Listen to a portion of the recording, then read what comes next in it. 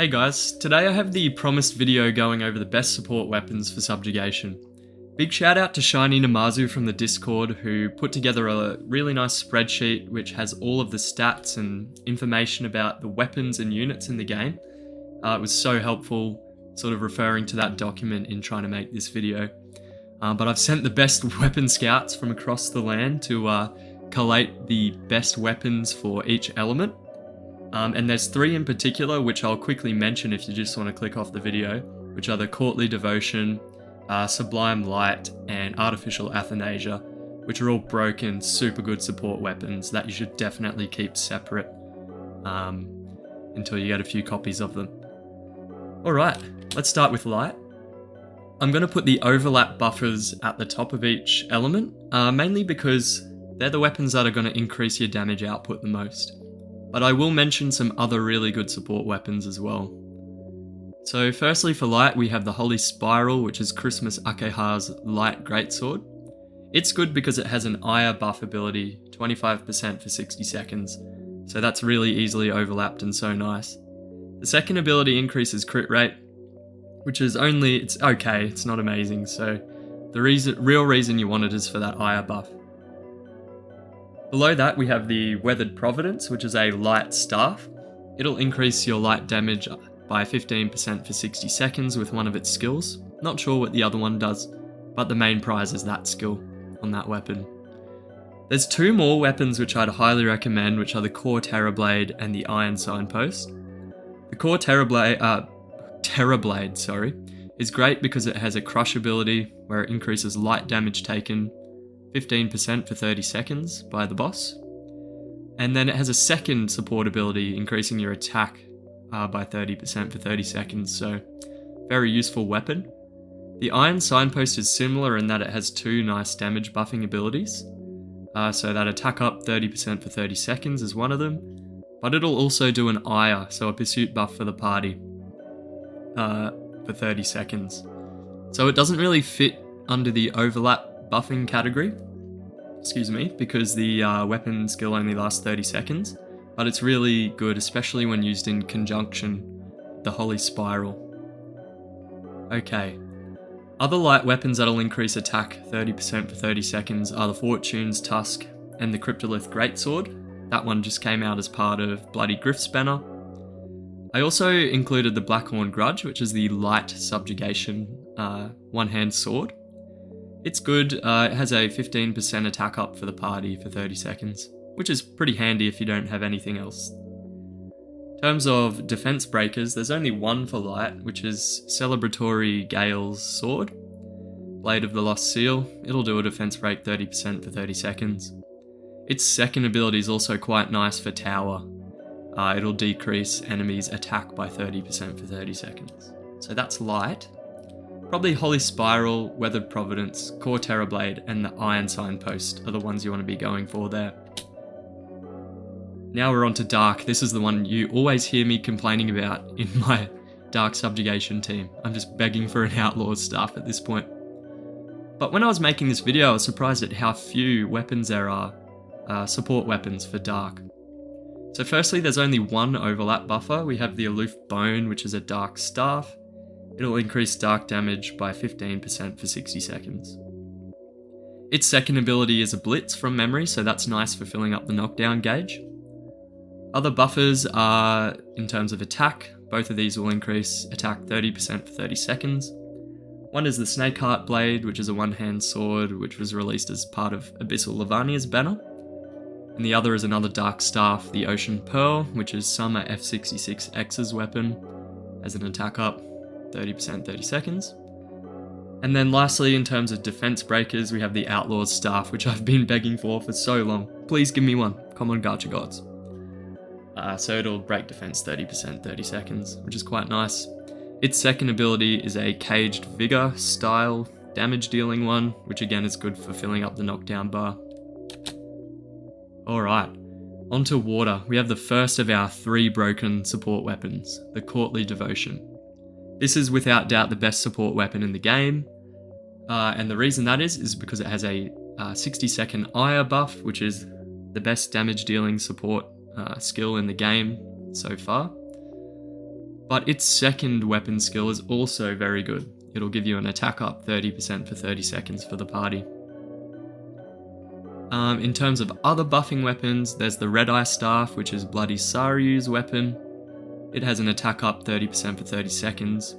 It's also good for Tower because its second weapon skill will reduce attack 30% for 30 seconds as well for the enemy. Lots of defense break options in water. There's a Bloodroot Dagger, which from memory, I think that was 4-star Kaine's sword.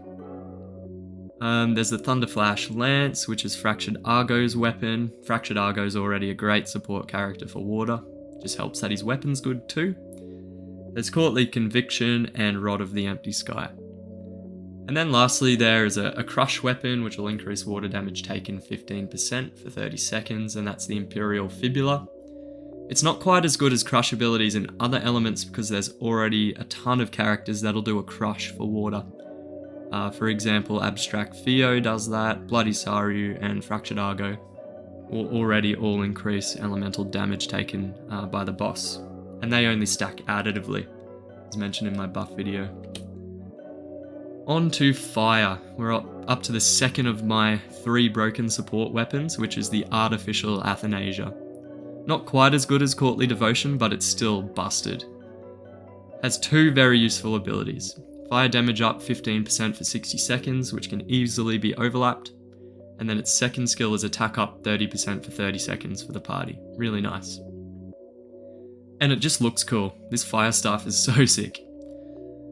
And then secondly, there are the Fire Fists, beautiful implement. Fire damage up 15% for 60 seconds, easy to overlap. And it's actually very rare to have a fist support weapon, so that's kind of nice as well. There's one other really good support weapon in Fire. It doesn't fall in the overlap buffing category, but it's really good, and that's the Treasonous Blade, which is Fractured Akeha's Fire Greatsword. First of all, it just looks cool. But second of all, it has 2 very useful abilities. One being a Crush, 15% for 30 seconds, which is really nice. There's no character skills that do that currently, as far as I know, apart from Fractured Akeha herself. And then there's a defense break for 30 seconds on the sword too. So Treasonous Blade is really nice and pairs well on another support character who isn't Fractured Akeha, because you don't want her holding a greatsword.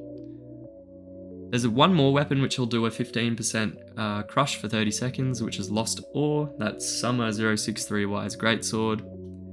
2 weapons doing attack up for 30 seconds, and one of them's a 3-star weapon. So the Wars Chronicles 6, it's a 3-star weapon. It'll do 25% attack up for 30 seconds, but it's available in the regular Hatcher. Every time you pull one of these, it's okay to spend a few pearls on it. It's nice to keep a couple of copies, particularly if you don't have other support weapons for Fire. And then secondly, there's Save the Goddess, which will do attack up 30% for 30 seconds, and that one's from Summer Gale, so released pretty recently. In terms of defense breakers, we've already gone over Treasonous Blade, but there's also a Fire Spear, the Mechanical Refuse, which has a defense break 30% for 30 seconds as well. So lots of options for Fire. And then Wind, certainly no shortage again of support weapons. Firstly, we have Sublime Sacrifice, which is the wind gun I always go on about. It's great. It has an Ire buff, 25% for 60 seconds, and then a Blitz skill, which is good to fill up the knockdown bar. There's Jubilant Spirit, which is a wind spear. It was a free handout as part of one of the Anecdote panel missions. I missed it, unfortunately. I really wish I had this damn thing. But again, it's really good. Lastly, we have the third and final weapon, or broken support buffing weapon, which is the Sublime Light. It's a wind staff, and it has 2 really useful abilities again. The first one, wind damage up 15% for 60 seconds, super nice. And then the second ability, attack up 30% for 30 seconds. So, Courtly Devotion, Artificial Athanasia, and Sublime Light for water, fire, and wind respectively. All super good subjugation support weapons. Please don't use them as essential materials, keep them separate. Unless you have 1,000 of them, in which case, give them to me, because I have none of them. In terms of Other buffing weapons, they're for attack up 30% 30 seconds. There's Helios, which is Abstract Marie's sword, the 3-wing greatsword, Vengeful Corpse, which again is a wind greatsword, and then the 3-winged Knuckles, which is a fist weapon. For defense break for 30 seconds, there's the 3-wing spear. And then there's one which I didn't know about, which I need to put in my own wind team, which is the Cicada Husk. As a 30-second Ire skill where it'll increase 2 or more hit damage on skills of 2 or more hits by 15%. It's Celebratory Argo's weapon, and I should have been using this in my own waves. I didn't realise it had an Ire buff. And I've been using one of the 3-star weapons, AGW something something, which is it's a pretty nice 3-star weapon, but it's not quite as good as this Cicada Husk. So that's a little sleeper pick there. But Sublime Light, Sublime Sacrifice, and the Jubilant Spirit are by far the best buffing weapons for wind. Alright, I think that's all the elements. So definitely try to get a few copies of Courtly Devotion, Sublime Light, and Artificial Athanasia.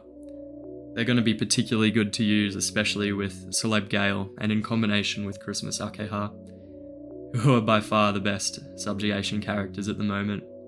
The next video will be explaining why those characters are so good, and then going over some high damage waves in detail to try to break them down in simple terms, because I know it can be hard to follow when I do my full subjugation runs.